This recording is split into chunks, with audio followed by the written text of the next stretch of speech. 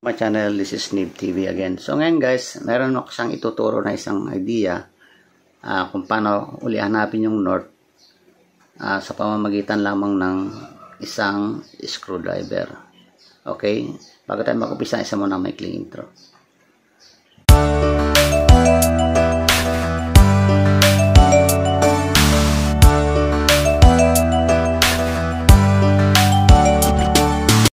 Okay, so itong nakarakong mga video ay tinuro ko doon kung paano hanapin yung north and south direction gamit ang shadow or stick method.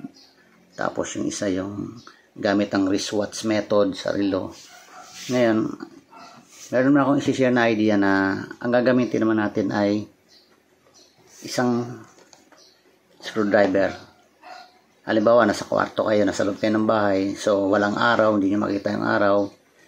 At wala rin kayo kunyaring compass. Imagine natin wala kayong compass at wala kayong cellphone na pwede nyong matignan yung compass. So, ang gagamitin natin ay screwdriver at saka isang sinulid. Sinulid lang. Panali natin dito. Kasi, ang gagawin natin, ibibitin natin ito tapos ituturo niya kung saan ang north. Okay? Ito na lang ginawa ko. Nilagyan ko siya ng clothesline pin. Yung pangsipit. Kasi pag yung tali ang gagamitin mo, matagal mag-a-adjust ka pa. Halimbawa, tatalian mo rito, tapos hindi balanse, adjust mo naman yung tali mo, dito ka na naman. Tapos hindi pa rin balanse, gumano naman. So, adjust. Para mas madali, nilagyan ko lang ng clip para, halimbawa, ganyan. Yan. So, mabigat dito. Gaganon siya. So, hindi pantay. Kasi kailangan guys, eto, pag ibinitin natin, almost naka-level siyang ganyan. Pantay siya. Kaya nilagyan ko na ito para mas madaling adjust. Halimbawa, dito banda. O yan. Pag binitin, so mabigat pa rin dito. So, adjust mo na naman. Mas madali, di ba? Ayan, ganyan. Ayan, medyo okay ng konti. So, konti pa. Ewan ko lang kung kasya. Yun, kasya yata yung natin. Ayan, medyo level na siya ng konti. Ayan, pwede na yan. Okay, so kung i-adjust pa natin ng konti dito banda. Ayan. Okay, so pantay na guys, di ba? Ayan. Tsaka, ang gagamitin natin na sinulid guys, kailan yung manipis lang, maliit ganito. Kasi pag malaking sinulid, makaka-influensya ng pagpihit ng ito eh. Kasi matigas yung mga malaking lupa. Hindi gaya nito, talagang nakasuspend lang siyang ganyan. Ngayon, gagawin natin, isasabit nyo sa guys sa isang stick. Kung meron kayong isa pang stick, kahoy na mahaba, iipit nyo kung saan nyo man nilagay. Tapos, itali nyo turon para nakabitin. Pero ang gagamitin ko guys, wala akong stick, gagamitin ko na siguro yung lumang tripod. Okay, so ganito yan. Ilagay ko sa muna sa tripod, tapos papakita ko sa inyo. Okay. So yan guys. Ang sikreto nito guys, kailangan guys yung gagamitin ninyong screwdriver guys, yung magnetic screwdriver, yung di ba meron kayo nakita mga screwdriver na may magnet dito sa dulo. Tapos pag albawa ito, pag inano nyo sa bakal, didikit. Ito hindi bakal to guys, aluminum itong tripod, so wala yan. Yan hindi siya nagmamagnet. Ngayon, para pakita ko sa inyo na magnetic siya, ito. Meron tayong maliit na capacitor dito, bakal yung paa niyan. Ayan, yan ang magnet siya, di ba? Dumidikit siya. Okay. Yan. So, yun ang gagamitin nyo guys. Yung kahit anong screwdriver na basta may magnet dito sa kanyang pinaka metal part, pwede siya. So, ang gagawin natin, bibitin siyang ganyan. Tapos, kailangan guys, ganyan. Siguraduhin nyo lang na walang hangin. So, ipapatay ka natin. So, yan, umiikot siya guys. Okay. Ayan. Para hindi masyado matagal, ihinto nyo na ikot niya, tapos kusa na siyang dahan-dahan siyang harap sa kung saan siya harap. Yan, halimbawa ganyan. So yan, napansin nyo, pumipihit siya. Ayan. Ihinto nyo lang yung pag mabilis pa yung galaw niya, hinto nyo lang. Para hindi masyadong, yan, ganyan, hinto mo ganyan siya. Ayan, ganyan. Okay. Ayan. Hinto mo ganyan. Tapos hayaan natin siya guys, sumarap sa kung saan siya titigil. So yan guys, kung napansin nyo, dito siya umaharap. Yan.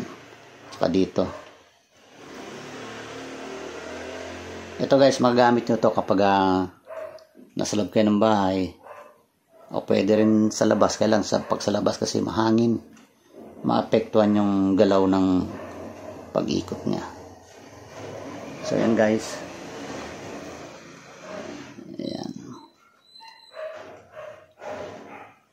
Tapos mamaya pag medyo nakatigil na siya, hindi na siya masyadong magalaw, i-compare natin sa compass na nasa cellphone natin kung tama ba yung harap niya.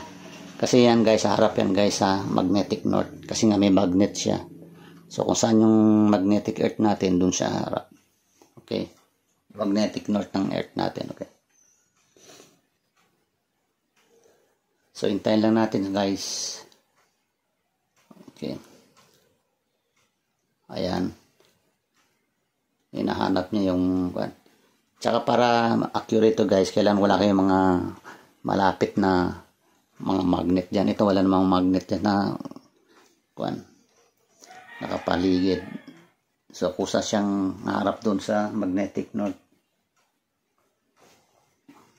Okay, so parang dito yung orientation niya, no? Parang dito siya umaharap. Ayan. Okay, subukan nga natin harap dito. Okay, ganyan. Tingnan natin kung pupunta pa rin siya doon. So doon talaga sa guy pupunta.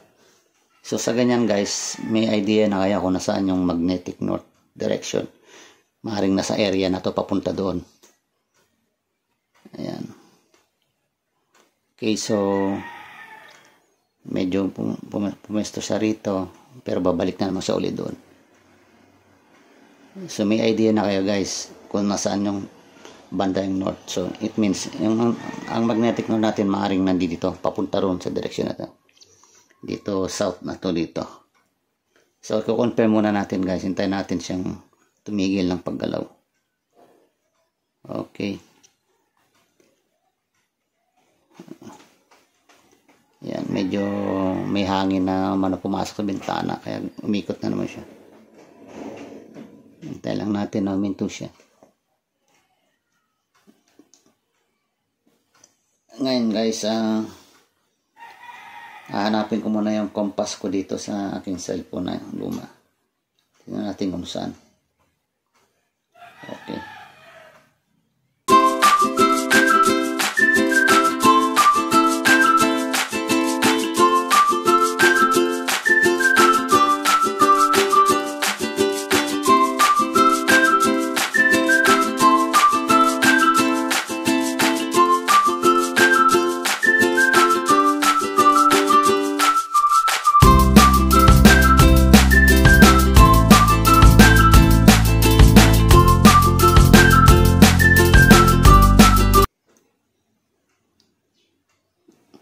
So yan guys, medyo minimum na lang yung galaw niya, halos hihinto na siya. Okay, so ang direction ng north natin ay papunta doon, kasi doon na siya nakaturo dito south. Okay,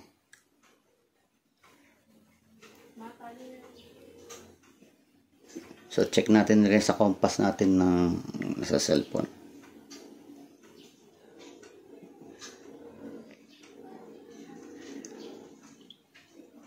So yan guys. So ang north doon nakaturo, di ba? So medyo ayan, coincide sila, di ba? Ito yung north yan. Ito siya nakaturo.